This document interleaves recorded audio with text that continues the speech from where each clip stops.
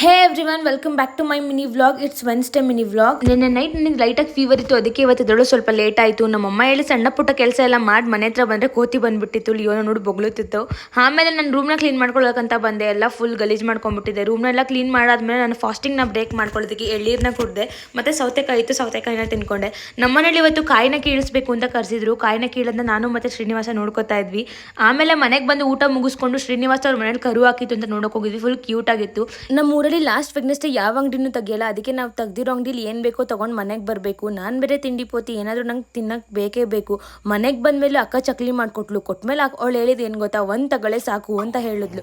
ಒಂದು ತಗೊಳ್ಳೆ ಸಾಕು. ತುಂಬ ತಲೆನೋವ್ತಿತ್ತು ಅಂತ ಅಮ್ಮ ಎಣ್ಣೆ ಹಚ್ಕೊಡ್ತಾ ಇದ್ರು. ನಾನು ಈ ವೀಕಲ್ಲಿ ನಿಮ್ಮ ಕ್ವೆಶನ್ಸ್ಗೆಲ್ಲ ರಿಪ್ಲೈ ಮಾಡಬೇಕು ಅಂತ ಇದ್ದೀನಿ. ನಿಮ್ಗೆ ಇನ್ನೂ ಕ್ವೆಶನ್ಸ್ ಇತ್ತು ಅಂದರೆ ಇನ್ಸ್ಟಾದಲ್ಲಿ ಕೇಳಿ ಆಯಿತಾ. ಕಷ್ಟಗಳು ಬರ್ತಿದೆ ಅಂದರೆ ಕುಗ್ಬೇಡಿ, ಯಾಕಂದರೆ ಕಷ್ಟಗಳು ಬರೋದೇ ನಮ್ಮವ್ರು ಯಾರು ಹೊರಗ್ನೋರು ಯಾರು ಅಂತ ತಿಳಿಸೋಕೆ. ಇವತ್ತಿಗಿಷ್ಟೇ. Love you all. Bye. Jai